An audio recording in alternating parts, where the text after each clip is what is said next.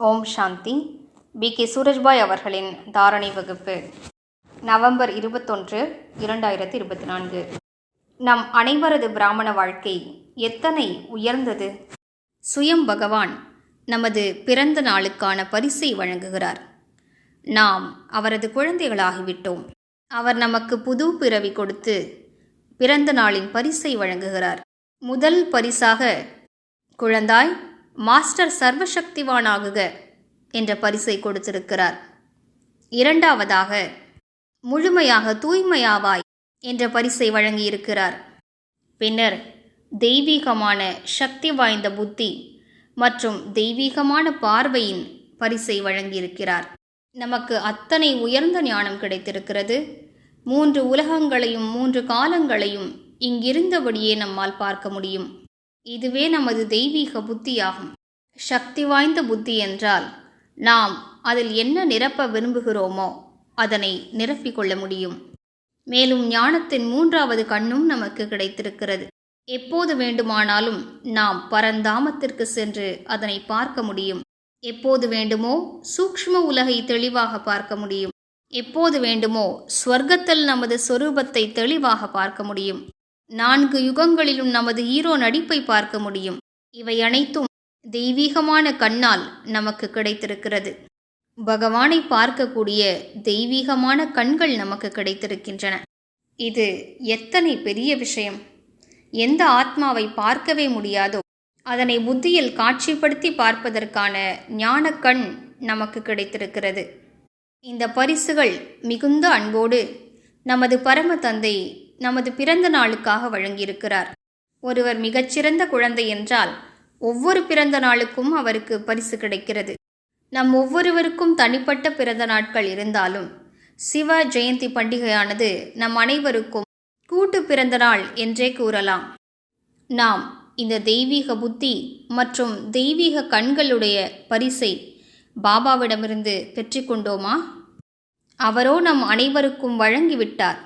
ஆனால் நாம் அதனை ஏற்றுக்கொண்டிருக்கிறோமா? நாம் அதனை ஏற்றுக்கொண்டோம் என்றால், அதனை சரியாக பராமரித்திருக்கிறோம் என்றால், இந்த பரிசானது மிக உயர்ந்த விலை மதிக்க முடியாத விஷயமாகும். இந்த பரிசினை முழு நாளும் நம்முடனேயே வைத்துக் கொள்வோம். அனைவருக்கும் புத்தி இருக்கிறது. ஆனால் நமக்கோ பகவான் மூலமாக கொடுக்கப்பட்ட தெய்வீக புத்தி இருக்கிறது. அனைவருக்கும் கண்கள் இருக்கின்றன. ஆனால் நமக்கோ வரங்களின் வள்ளல், விதியை உருவாக்குபவர், அதிர்ஷ்டத்தை உருவாக்குபவர், தெய்வீக பார்வையை வழங்கும் தந்தையின் மூலமாக கிடைக்கப்பெற்ற தெய்வீக கண் நம்மிடம் இருக்கின்றது. இந்த 3வது கண் நம்மிடம் மட்டும்தான் இருக்கிறது. இதனை பயன்படுத்தி ஆன்மீகமான விஷயங்களை பார்ப்பதற்கான பயிற்சி செய்வோம். இவ்வுலக விஷயங்களை பார்க்கும்போது இந்த பௌதீக கண்களில் தென்படும் அனைத்துமே அழியக்கூடியவை என்ற புரிதலோடு பார்ப்போம். இவை எதுவுமே இருக்கப் போவதில்லை. சத்யுகத்தில் அனைத்துமே புதிதாக இருக்கும், தெய்வீகமானதாக இருக்கும், மிகச் சிறந்ததாக இருக்கும். ஆத்மாக்கள் மட்டுமே அழிவற்றவர்கள்.